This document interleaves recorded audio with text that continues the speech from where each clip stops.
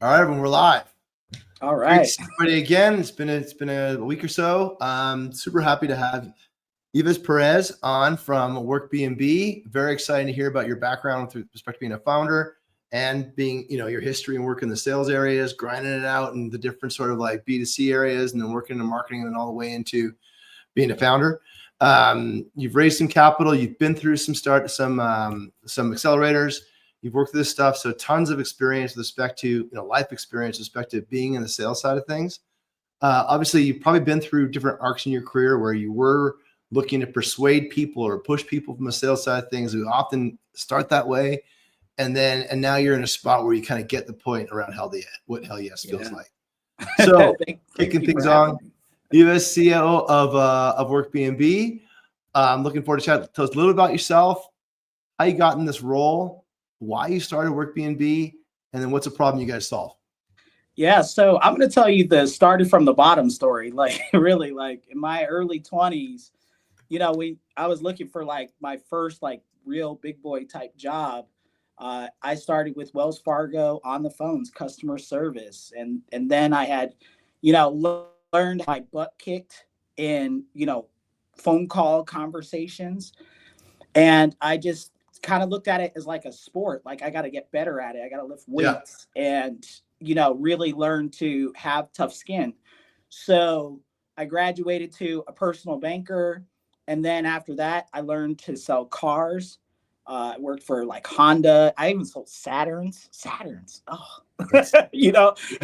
talk about a hard sale. But, again, like I got my teeth kicked in, and these things, shaped me to want to, get into entrepreneurship. So Right. I eventually graduated into marketing, advertising.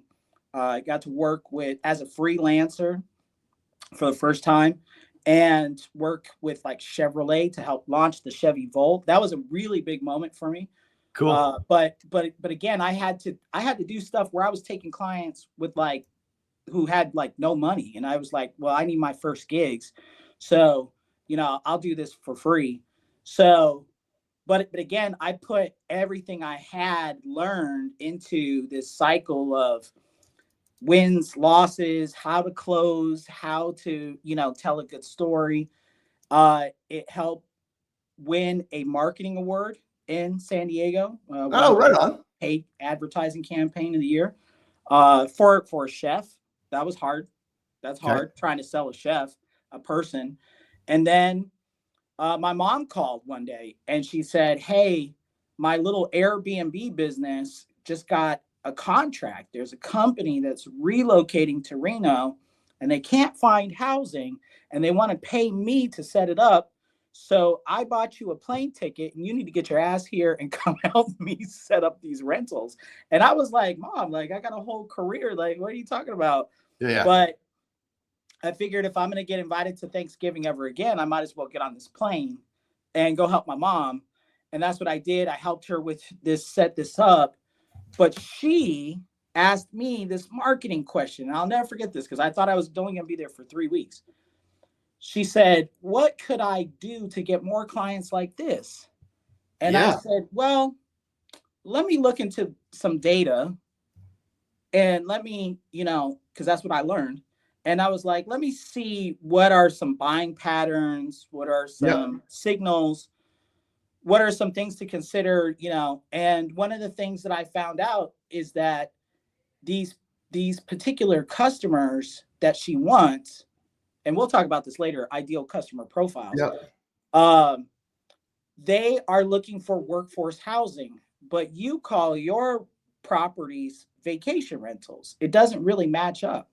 So we're going to have to change that vernacular. And that's what we did. We changed the wording that she was using from vacation rentals, and we coined a term called workforce rentals. Yeah. And within like 6-8 months, her revenue grew by 300%. We had companies calling like all over the place, because they were discovering her. And it was at such a rate, such a clip, and there was no competitor using that term, that we had scaled her business from like a handful of Airbnb rentals to 45 within 8 months. So So we became the largest rental operation in Northern Nevada, a son and mother team. Mm-hmm. And that's where I started to feel like there was a hunch that I could follow, that this is an underserved niche, blue collar workers traveling, people Oh traveling yeah. for work, finding the right housing. And, that's a really important to again, land where you want to go for your vision. Yeah. So this was a challenge that I really had to dive into, but that's how we got here. That's the story. So the problem you solved for your mom, and then you found the market. It's a great story. Is that there's a market out there, people they're searching for workforce housing, Yeah, and be it temporary or extended stay, right? Because that market kind of exists. it exists, but like anything, and this is important for sales. Mm-hmm. Like anything, there are incumbents that get comfortable. They don't want to invest or reinvest. They don't want to. Yeah. They don't want to evolve. They like the way things are. I actually have this saying that I use with my entire team. The seven most expensive words in business are, "We have always done it this way." Yeah.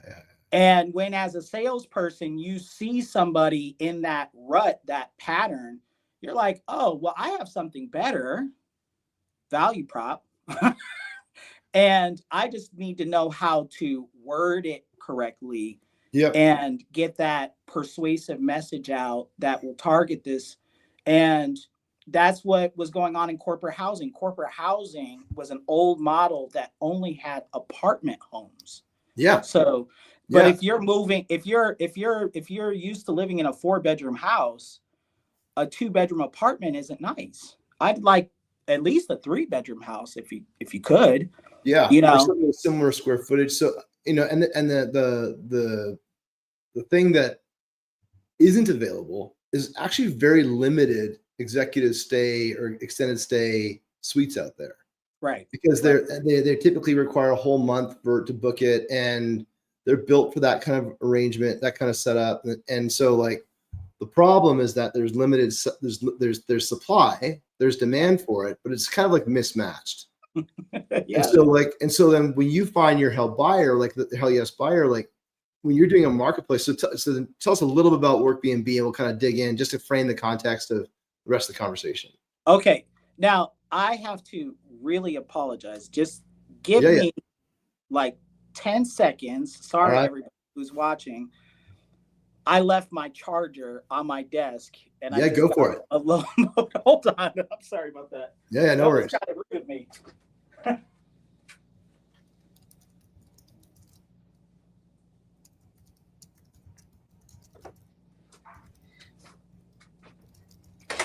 Just for the story, I went to a meeting yesterday with the Oakland A's. They're relocating their stadium.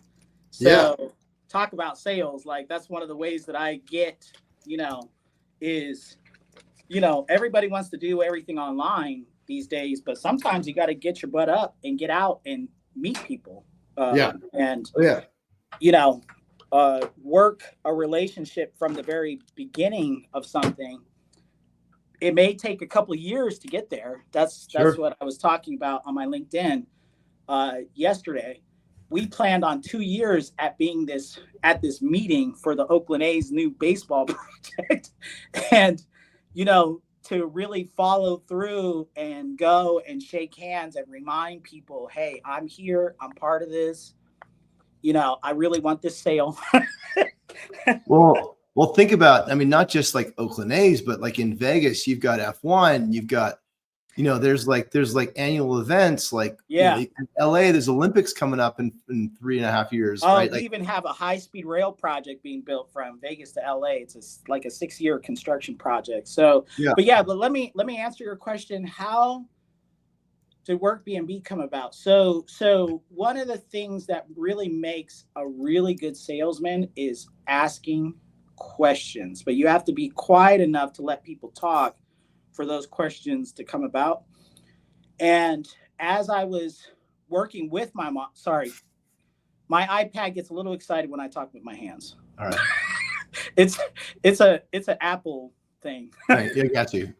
Uh, so anyway, uh, you know, we were at the time that I was helping my mom, we were starting to see a shift. What we know as market forces with COVID.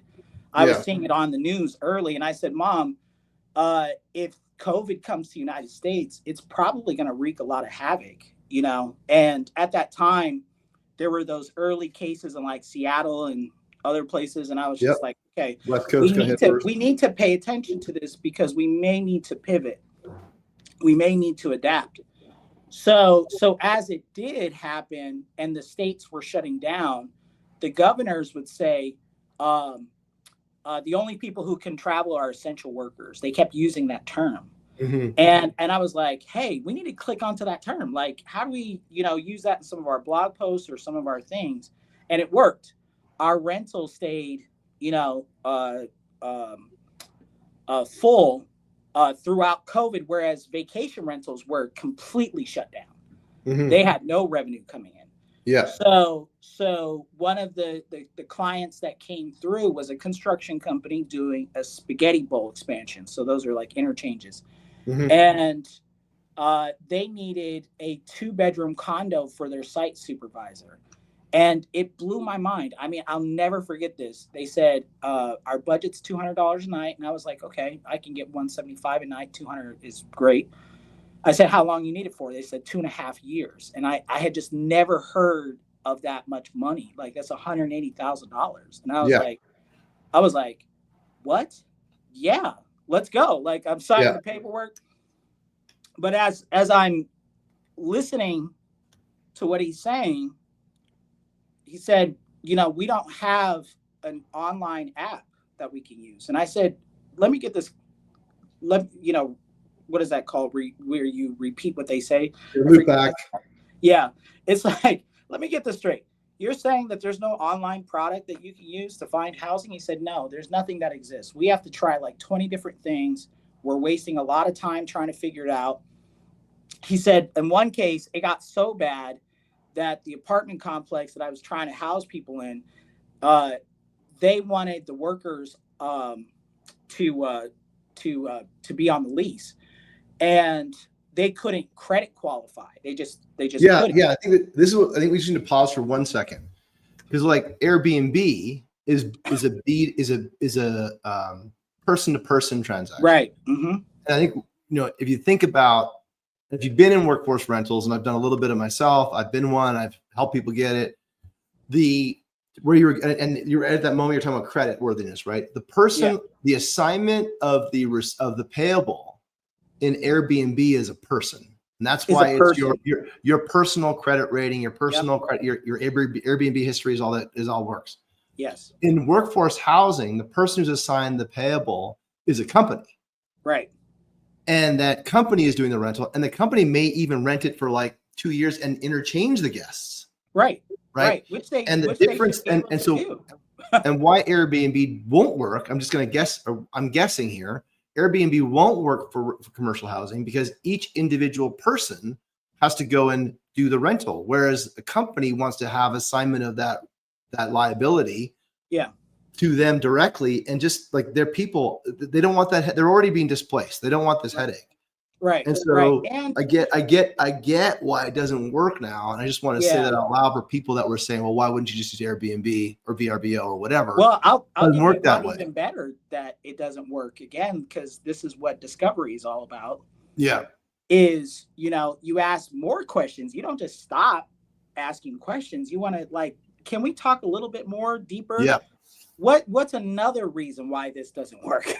Is there another?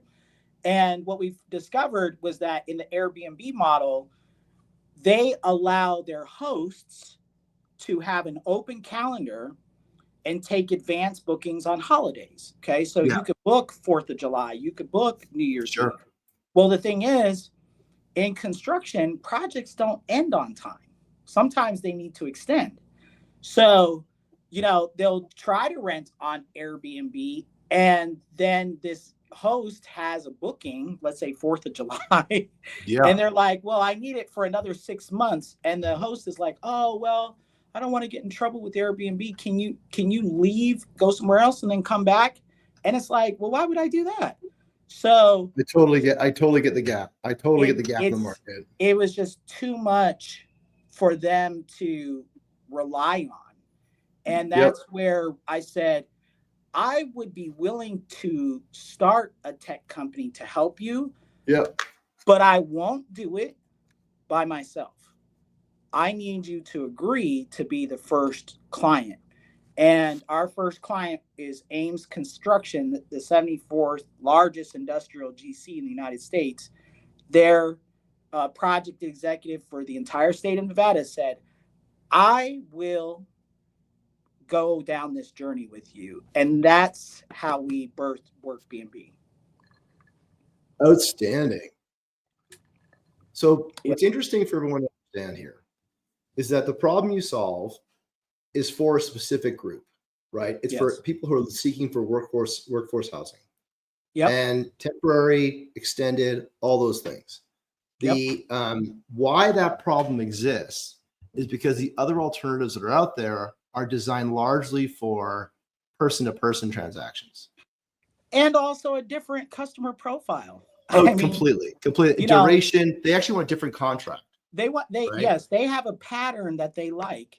And it's even reflected in their pricing. They price their service fee 10%, sometimes 14 to 20 something percent.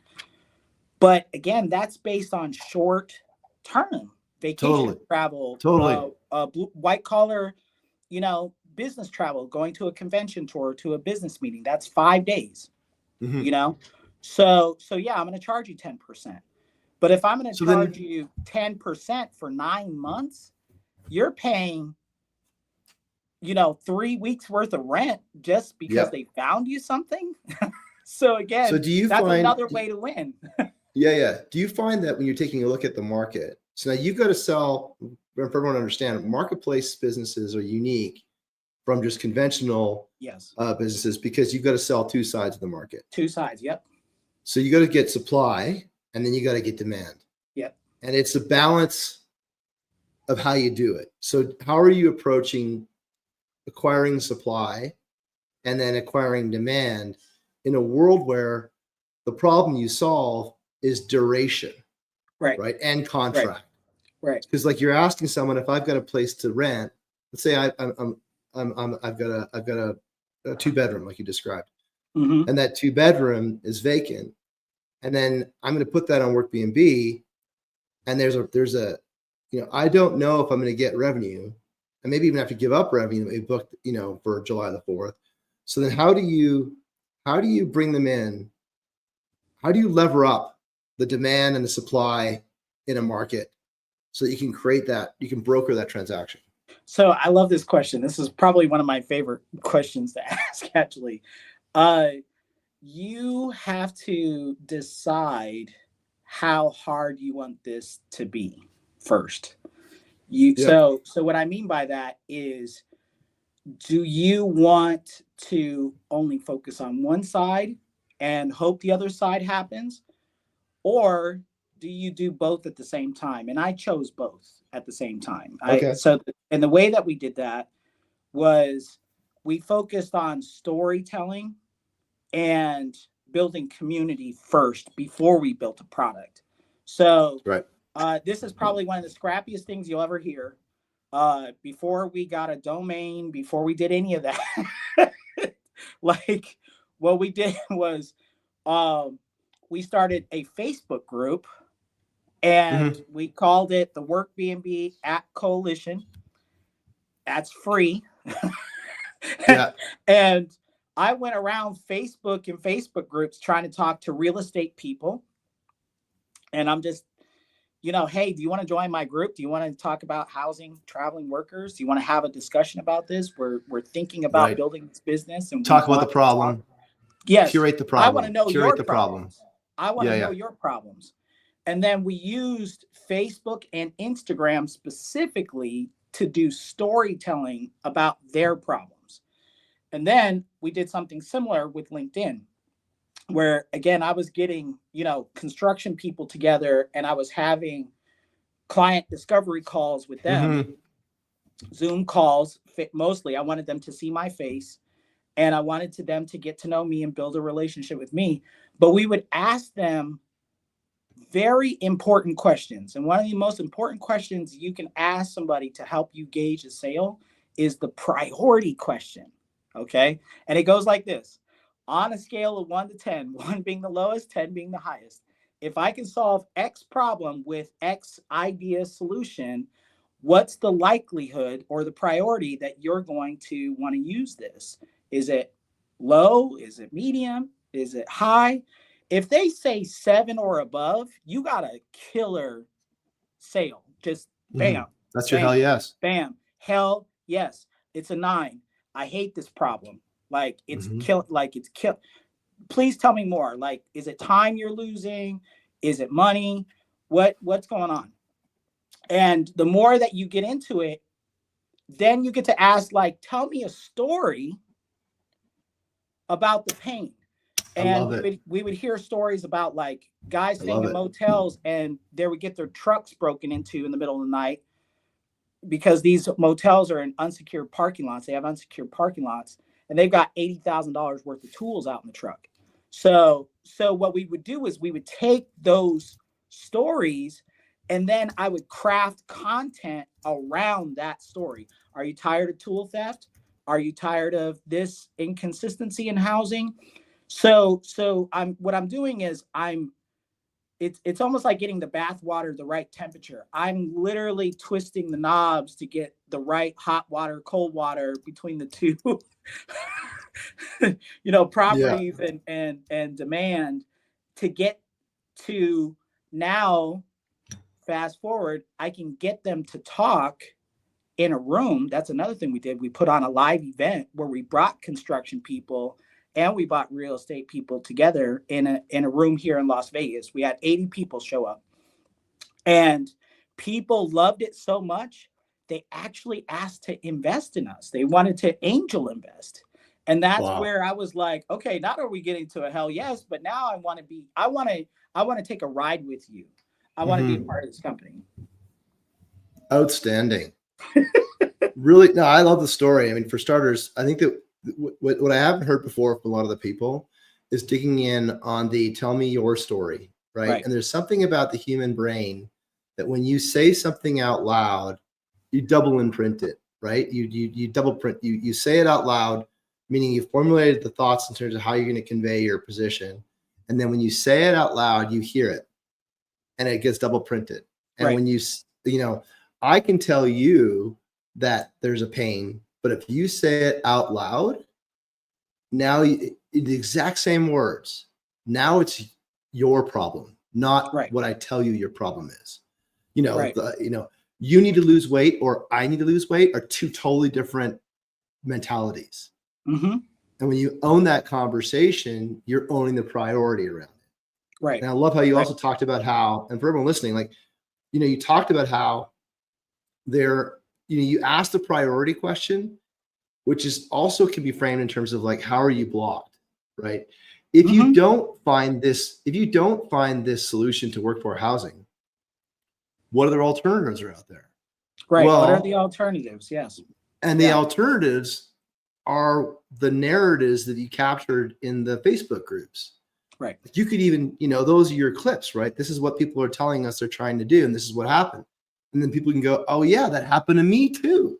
Mm-hmm. And then now you're sharing stories, and you've gone from this like we're strangers to now you're in the inner circle, and now you've hit trust. Right. Dude, this is brilliant stuff. Thank you. And not a lot of folks have talked about this, right? And I just want to give you credit for that, like for doing that bringing that pool of people together to have a collaborative bitch session. Right. Well, that's the thing. Now, today, it's evolved. That's what you should always evolve this thing. And this was part of our strategy. We decided this strategy years ago, and we let it cook over time. Like we're in year 4 now, and you know, for startups, like that's like a miracle. Like it's almost Mhm. like mathematically, like the longer you're in business, mathematically, the chances of your success go up. Yeah. So with the math working in our favor, we use that momentum to now just, go after it even harder, because now we know what keywords, we know what sentiment, Yeah. we know how to dial it in, we know how to. So, we use all the tools. Like on LinkedIn, for example, I posted a poll based on that, these kind of like conversations, like, Yeah. when it comes to this alternative, how much does it suck, and I gave, different poll answers, and people were, responding to it. But again, people were showing sentiment, workers saying, one of the poll questions was, if that's the option, this is the option, I would rather not take the job. And when Yeah. employers hear that, they're like, this brand, Workbnb, is not afraid to just lay it all out there Yeah. for, everybody Well, to see. and then that's and you're connecting it to real people, right? Right. So you did a great job. So let's just kind of recap, because we're I think we're coming up on a third of the way in, or halfway in. But like we talked about the problem, right? Yeah. We need people need to move around and do work, and you do work because that creates revenue. If you can't move the people, you can't collect the revenue. So Right. your revenue is blocked. The alternatives that are out there are fairly limited to, well, from workforce housing, you've got kind of your legacy workforce housing arrangement, which might be urban, right? Which also might be a problem given your workspace, versus like distributed, like scattered site, Workbnb. And if you wanted to buy a personal person transaction, now the worker is on the hook versus the company. So that doesn't work any longer for the problem they're trying to solve, right? And then you went and curated the audience to create a collective bitch session. People laid in and they told you what they don't like about the current alternatives that are available, and shared personal narratives. You collected those, created that into content, and then you went and do polling of the audience to kind of like continuously pick at the nerve, right? Or punch that Charlie horse, so that that pain becomes amplified with the audience that you're growing, right?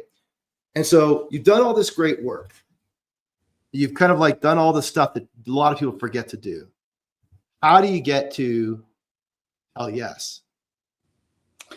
So, wow, that I was so excited about that. You asked for the sale, like really, like, Yep. All you right. know, based. I mean, Do you ever again, ask them what? Do you ever when ask the them? priority's high, the main thing is to just, again, give your give them something to say yes to. Yeah.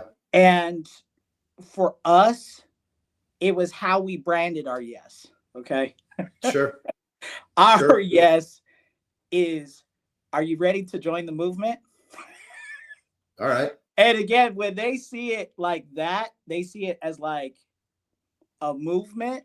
I'm part of like something that is shifting, that's needed to shift for a very long time. Incumbents had their way and they just kept taking advantage of us. They never really upgraded their properties for us. They never took our suggestions. They, again, like, how do you get people to say yes to anything? You got to give them something that they feel something when they say yes. Yeah. Yeah. Yeah. And when they say it, they're like, yes, it's enthusiastic. Yeah. Do So you? again, I'm like, are you ready to join the movement? Let's go. Let's sign you up. Let's get you And they're going. like, yeah, they're jumping up and down. Yes, They're doing they're the like, Toyota yes, jump. yes, yes, yes. And here's the thing. You can raise money when you can agree to have a client on a Zoom call saying yes, Oh yeah. because now investors are like, you're not just telling me that people are saying yes, you're actually giving me evidence that there's enthusiasm, there's real emotions to this, there's real like sense of urgency for this, and that's how you really, again, get this thing really off and going. Do you so you're out there and not everyone's sorry, dog bark. That's okay. Not everyone buys in. How do you get people? What other objections do you have? Other objections? Ooh, I mean, here's the thing. Sometimes, and I've learned this, sometimes when people are looking at the actual individual properties, sometimes they'll make like a snap judgment on something like, this is too nice for my workers. I want something a little bit more average or whatever. Okay. Mm-hmm. We'll work. We'll find you something. But ultimately, sometimes objections, and this is very becoming more common in B2B, where I don't know why micromanaging kind of came back, where it's like higher ups want to be part of decisions, and now multiple people have different opinions about things. So sometimes that makes the sale a little bit longer. But ultimately, again, like whatever the objections are, the joy in what you're selling really helps carry through any objection. Because again, if you really, love this thing, you really have like a passion for this thing. Maybe you admire the people that made it. Maybe there's, again, there's some craftsmanship involved. Maybe there's a story, whatever that is that got you like excited to get out of bed and really like, pound the pavement, sort of say, right? It's kind of like, yep, whatever that is, will always need to be strong enough to, handle anything. But again, in our business, we've been building up brand equity. I don't know if people talk about that on your show, but brand equity is a sense of purpose, mission, vision. It's all clear. Emotions are involved, but also a brand archetype. And when you have these things already kind of really decided, I have learned that price is not one of those objections, because they find so much value in that short little value prop statement, whatever that is, that people are like, I'll pay that. And I love that, because I feel bad for. So then who's the buyer? Who's the buyer specifically when you're doing your filter for targeting? Who's the one that's typing in Google? Yeah, so great question. So some companies have what's called a travel manager. So the company has grown so much and people travel so much, they decided to dedicate a job manager. So, but if they don't, it's just a front office manager. It's like the lady that just like does all the weird little tasks. And she hates this job. He or she hates this job because they have like a million other tasks to do, and they don't want to spend 2 weeks finding housing for a bunch of employees. So, because it's never one, it's always like a team. Yeah. I've seen it. I've lived it, especially in field ops. I've lived it 100 times. I know exactly what you're talking about. Yeah. So, relocations as well, like relos. Right. So it's already an approved line item that they don't need to go to the CFO. They don't need to go to VP of operations. It doesn't even need to go any higher than just, again, that office manager. Sometimes an HR generalist will be tasked if the office manager is too busy to deal with it. And that's also another good point for me to listen to, is that you are creating a different way of buying something that's already budgeted for. right? Yep.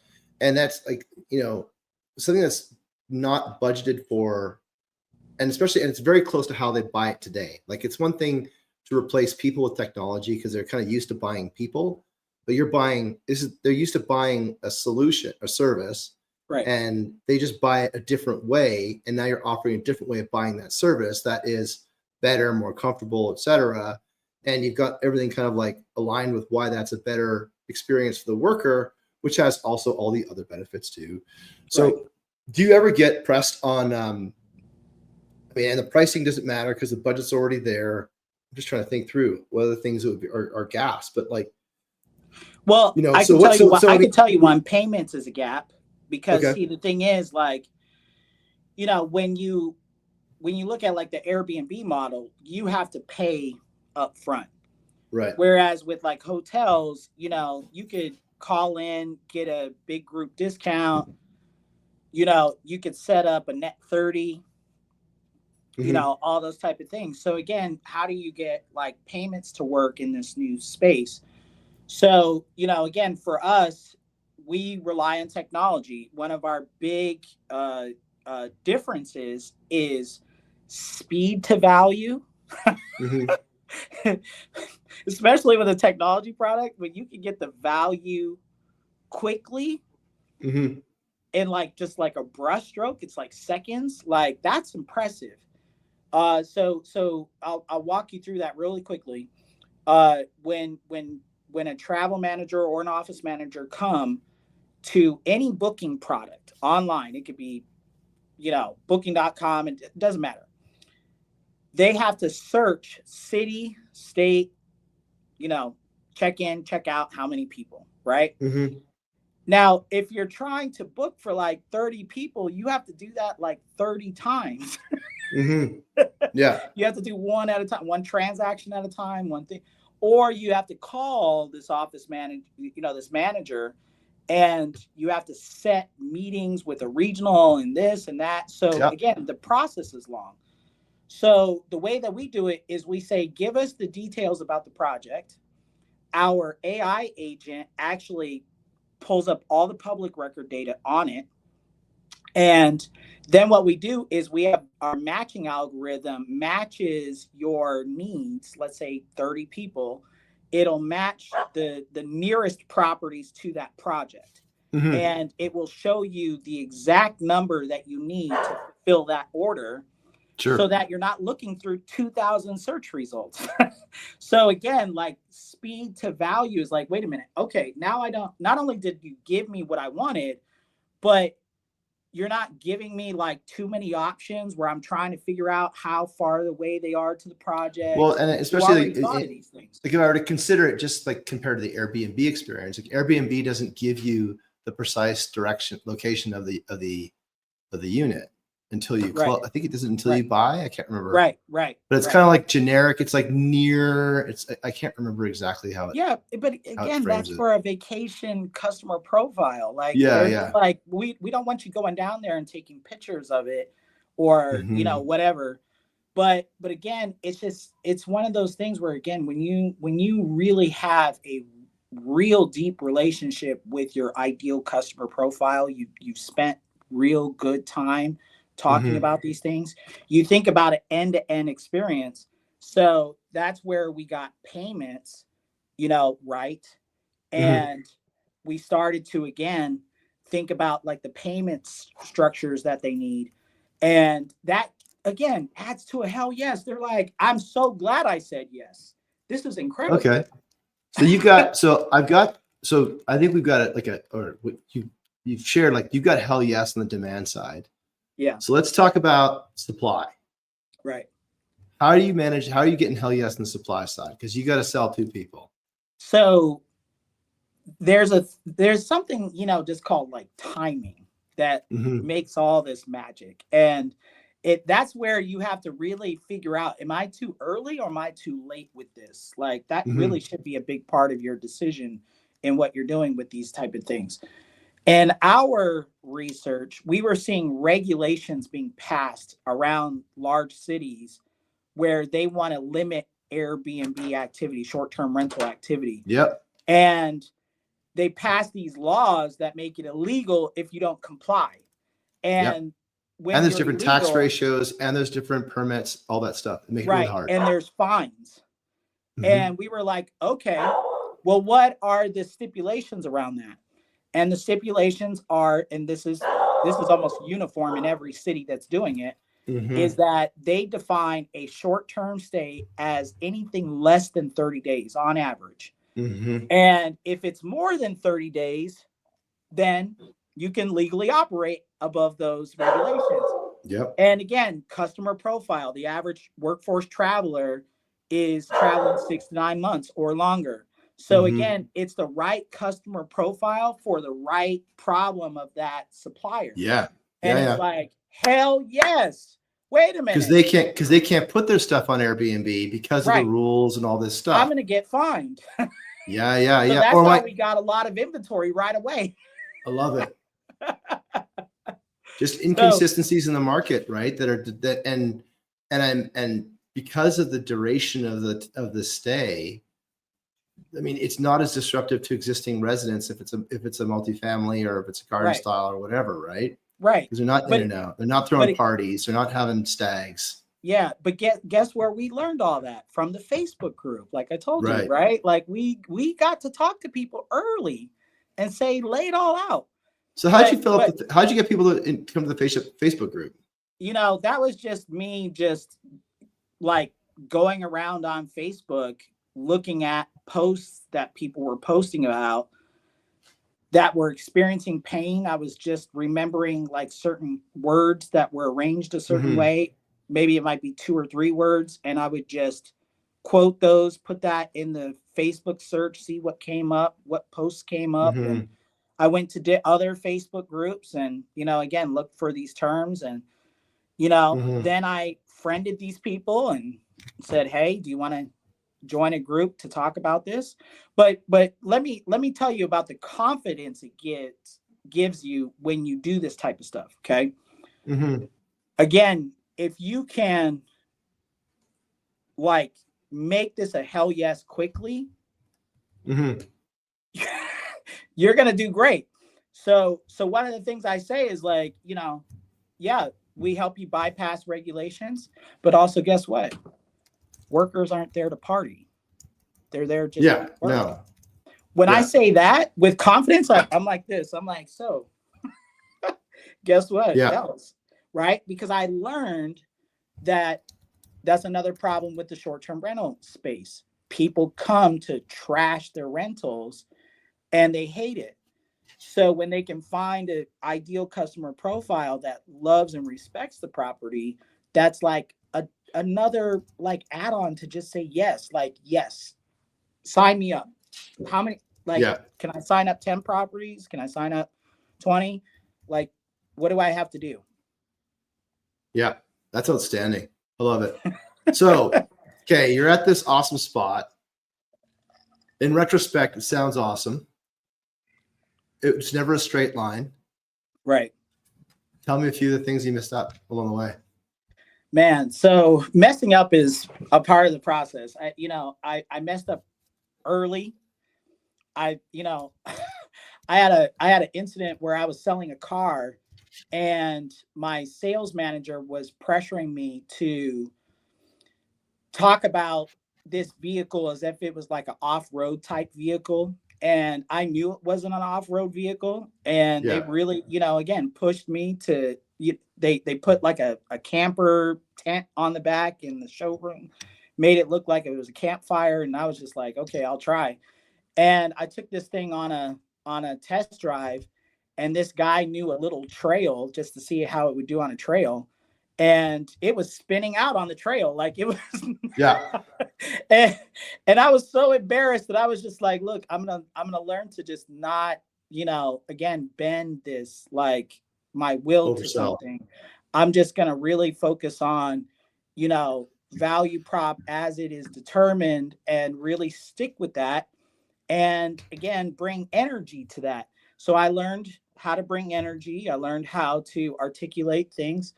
But then fast forward in this business, I've also learned that one of the ways that you can mess up is by, and these are all like really common mess ups.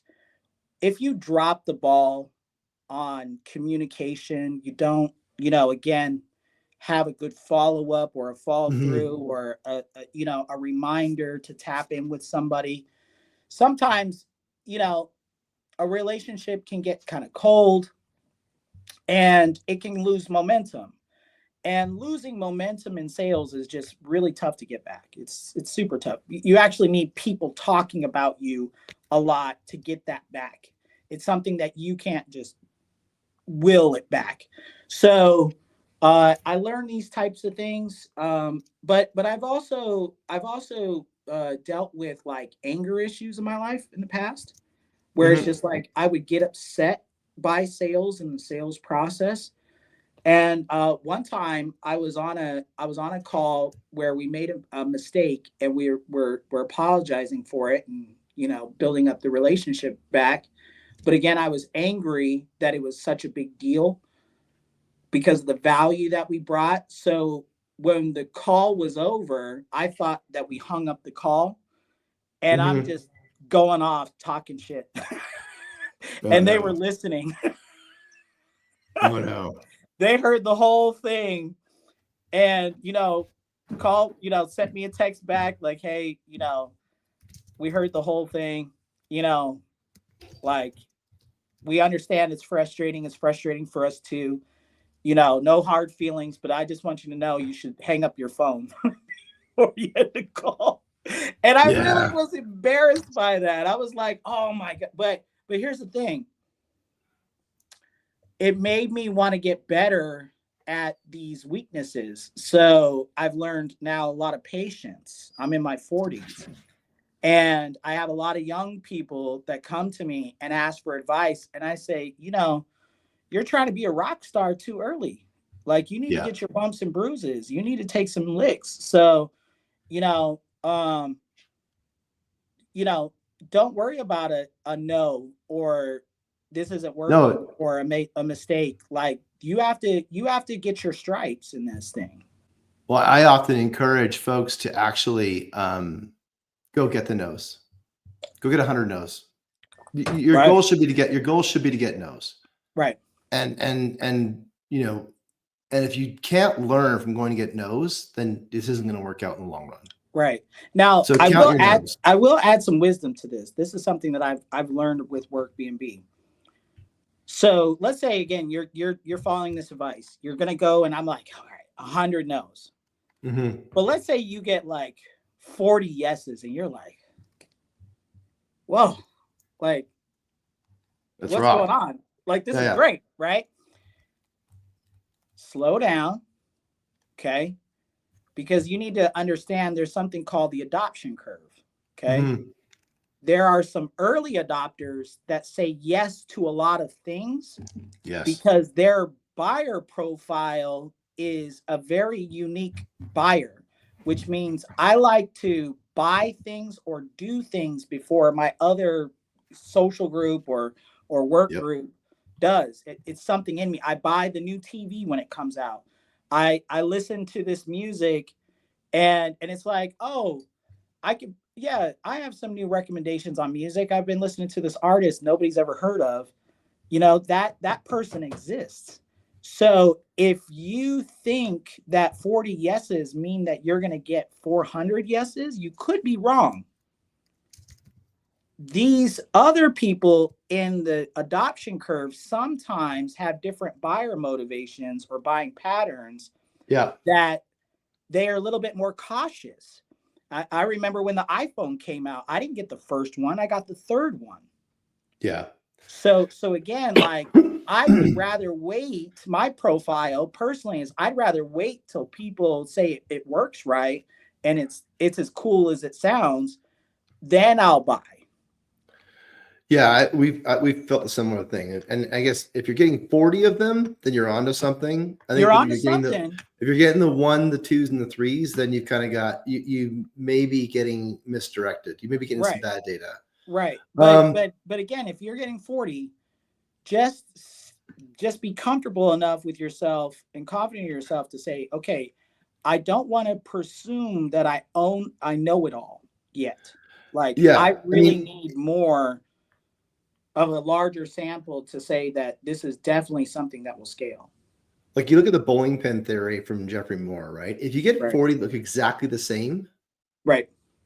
for the same problem, like I agree with you. Like be cautious, be skeptical. Like I think one thing that as founders and entrepreneurs we have to be skeptical of our own product.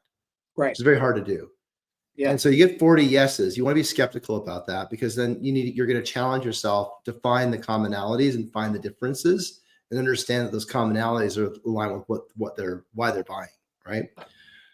Good intel. So kind of wrapping this up. So people that are out there looking, what's the one piece of advice you give other sellers to recognize when they're looking for hell yes? Repeat the question one more time. I just want to make sure I got that. Or people that you talk to other people that are asking, looking for mentorship, or people that you would hire. What's the one piece of advice you'd give them for other sellers that are looking to get to buyers in hell yes? So understanding again, like what's the brand archetype? Like for Workbnb, it's an outlier brand. And yeah.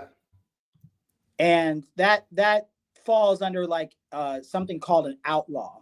So it's like it's rebellious. It's yeah. It's so think like Harley Davidson or think like Milwaukee Tools. It's unapologetic. It's authentic. It leans into that. Decide whatever that is so you can lean into that. There are brands that lean into the ruler archetype where it's like, okay, I'm going to wear really nice suits and I'm going to give that Rolex feel. Like that's what I'm going to lean into. Decide that, lean into that, give it 6 to 8 months of testing, and then as that is, working for you, then lean into it. If you look at a bunch of my interviews, I'm wearing sunglasses. I have a very cool, vibe to Workbnb where it's like I'll wear them in meetings, I'll wear them on a pitch stage, I'll wear them in interviews because it's part of our persona that we are leaning into, and we like being a cool brand in construction. There's not a lot of cool brands.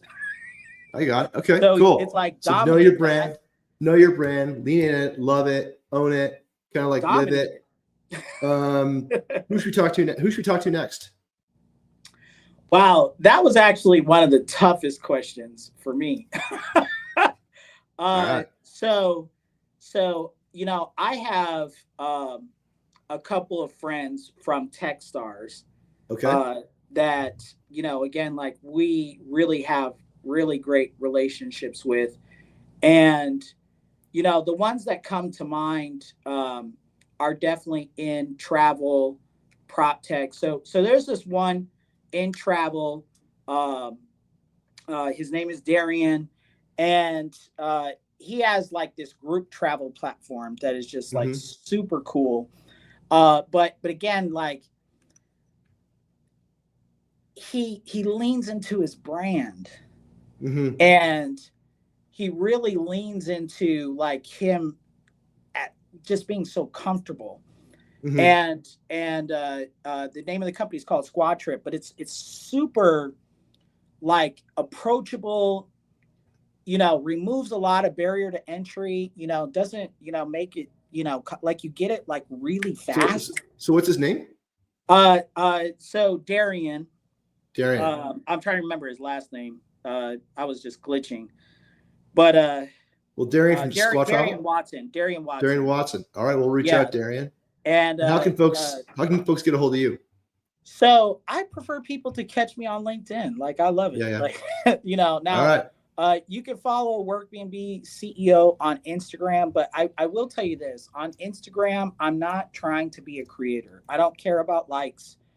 I use it almost as like a mini documentary. Like I'm documenting steps of building this business. So, whether you relate to that or not, I honestly, like, I really don't care about likes.